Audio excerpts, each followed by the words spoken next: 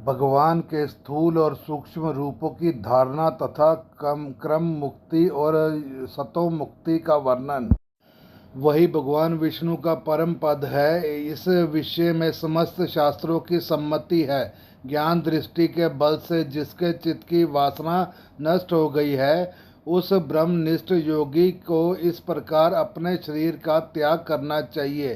पहले एड़ी से अपनी गुदा को दबाकर स्थित हो जाए और तब बिना घबराहट के प्राण वायु को षट चक्र भेदन की रीति से ऊपर ले जाए।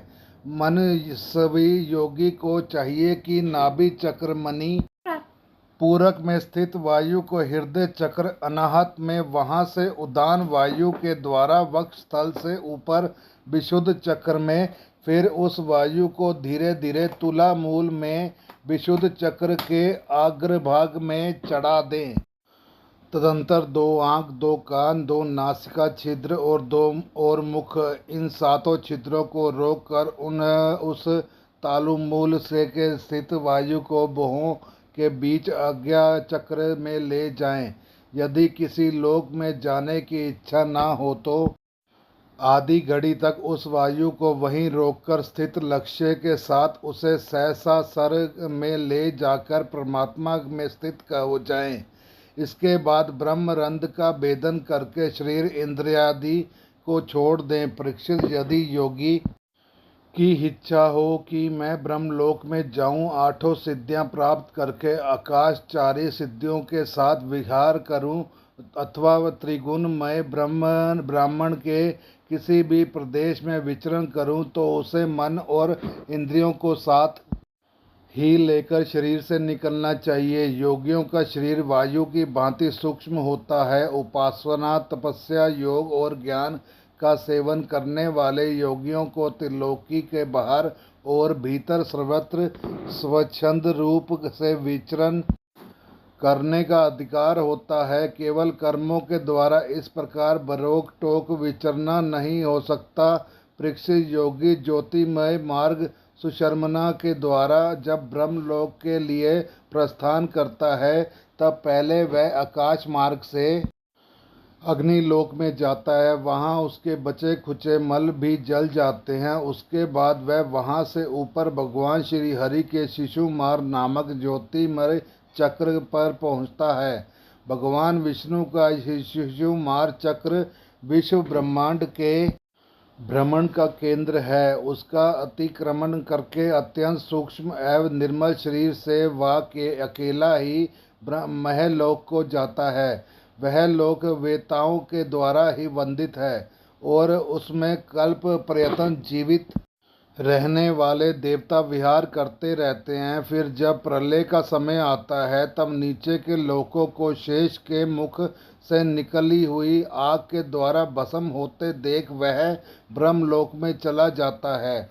जिस ब्रह्मलोक में बड़े बड़े सिद्धेश्वर विमानों पर निवास करते हैं, उस ब्रह्मलोक की आयु ब्रह्मा की आयु के समान ही 2 पराद्र की है। वहाँ न शोक है, न दुख है, न बुढ़ापा है, न मृत्यु। फिर वहाँ किसी प्रकार का उद्रेक या भय तो हो ही कैसे सकता है। वहाँ यदि दुख है तो केवल एक बात का, वह यही है कि इस परम पद को ना जानने वाले लोगों के जन्म मृत्यु में अत्यंत घोर संकटों को देखकर दयावश वहाँ के लोगों के मन में बड़ी व्यथा होती है। सत्य लोक में पहुँचने के पश्चात वह योगी निर्भय होकर अपने सूक्ष्म शरीर को पृथ्वी से मिला देता है और उतावली न करते हुए 7 आवरणों का भेदन करता है। पृथ्वी रूप में जल को और जल रूप में अग्निमय आवरणों को प्राप्त होकर वह ज्योति रूप से वायु रूप आवरणों में आ जाता है और वहाँ से समय पर ब्रह्म की अनंतता का बोध कराने वाले आकाश रूप आवरणों को प्राप्त करता है। इस प्रकार स्थूल आवरणों को पार करते समय उसकी इंद्रियां भी अपने सूक्ष्म अधिष्ठान में लीन हो जाती हैं। घ्राणेन्द्रिय गंध मात्रा में, रस मात्रा में, नेत्र रूप मात्रा में त्वचा स्पर्श मात्रा में, श्रोत्र शब्द तन मात्रा में और कामेंद्रियां अपनी अपनी क्रिया शक्ति में मिलकर अपने अपने सूक्ष्म स्वरूप को प्राप्त हो जाती हैं।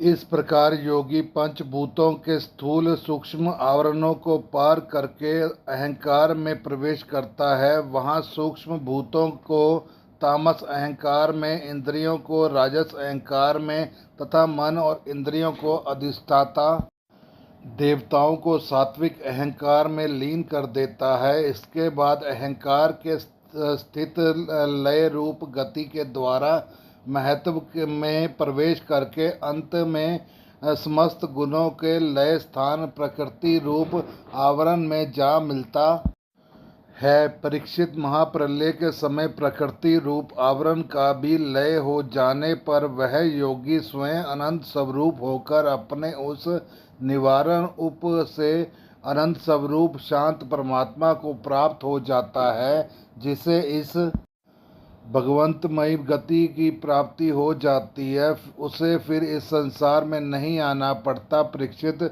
तुमने जो पूछा था उसके उत्तर में मैंने वेदोक्त द्वैत सनातन मार्ग, सद्योग मुक्ति और क्रम मुक्ति का तुमसे वर्णन किया। पहले ब्रह्मा जी ने भगवान वासुदेव की आराधना करके उनसे जब प्रश्न किया था, तब उन्होंने उत्तर में इन्हीं दोनों मार्गों की बात ब्रह्मा जी से कही थी। संसार चक्र में पड़े हुए मनुष्य के लिए जिस साधन के द्वारा उसे भगवान श्री कृष्ण की अनन्य प्रेममयी भक्ति प्राप्त हो जाए, उसके अतिरिक्त और कोई भी कल्याणकारी मार्ग नहीं है। भगवान ब्रह्मा ने एकाग्र चित्र से सारे वेदों का 3 बार अनुशीलन करके अपनी बुद्धि से यही निश्चय किया कि जिससे सर्वात्मा भगवान श्री कृष्ण के प्रति अनन्य प्रेम प्राप्त हो, वही सर्वश्रेष्ठ धर्म है।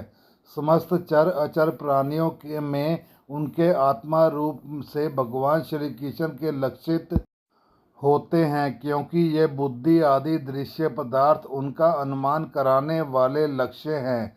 वे इन सबके साक्षी एकमात्र दृष्टा हैं। परीक्षित, इसलिए मनुष्यों को चाहिए कि सब समय सभी स्थितियों में अपने संपूर्ण शक्ति से भगवान श्री हरि का ही श्रवण कीर्तन और स्मरण करे। राजन, संत पुरुष आत्म स्वरूप भगवान की कथा का मधुर अमृत बांटते ही रहते हैं। जो अपने कान के दोनों में भर भर कर उनका पान करते हैं, उनके हृदय से विषयों का विषैला प्रभाव जाता रहता है, वह शुद्ध हो जाता है और वह भगवान श्री कृष्ण के चरण कमलों की सन्निधि प्राप्त कर लेते हैं। कामनाओं के अनुसार विभिन्न देवताओं की उपासना तथा भगवत भक्ति के प्रबंध का निरूपण। श्री सुखदेव जी कहते हैं, परीक्षित, तुमने मुझसे जो पूछा था कि मरते समय बुद्धिमान मनुष्य को क्या करना चाहिए, उसका उत्तर मैंने तुम्हें दे दिया। जो ब्रह्म तेज का इच्छुक हो वह बृहस्पति की, जिसे इंद्रियों की विशेष शक्ति की कामना हो वह इंद्र की, और जिसे सनातन की लालसा हो वह प्रजापतियों की उपासना करे। जिसे लक्ष्मी चाहिए वह माया देवी की, जिसे तेज चाहिए वह अग्नि की, जिसे धन चाहिए वह वसुओं की, और जिस प्रभावशाली पुरुष को वीरता की चाह हो उसे रुद्रों की उपासना करनी चाहिए।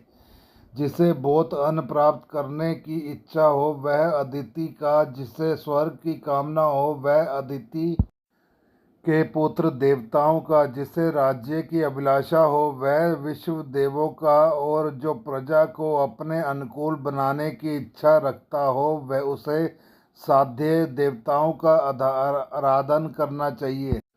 आयु की इच्छा से अश्विनी कुमारों का, पुष्टि की इच्छा से पृथ्वी का, और प्रतिष्ठा की इच्छा हो तो लोक माता पृथ्वी और 2 आकाश का सेवन करना चाहिए। सौंदर्य की चाह से गंधर्वों की, पत्नी की प्राप्ति के लिए उर्वशी अप्सरा की, और सबका स्वामी बनने के लिए ब्रह्मा की आराधना करनी चाहिए। जिसे यश की इच्छा हो वह यज्ञ पुरुष की, जिसे खजाने की लालसा हो वह वरुण की, विद्या प्राप्त करने की आशंका हो तो भगवान शंकर की, और पति पत्नी के परस्पर प्रेम बनाए रखने के लिए पार्वती जी की उपासना करनी चाहिए। धर्म उपार्जन करने के लिए विष्णु भगवान की, वंश परंपरा की रक्षा के लिए, पितरों की बाधाओं से बचने के लिए यक्षों की, और बलवान होने के लिए मरुदगणों की आराधना करनी चाहिए।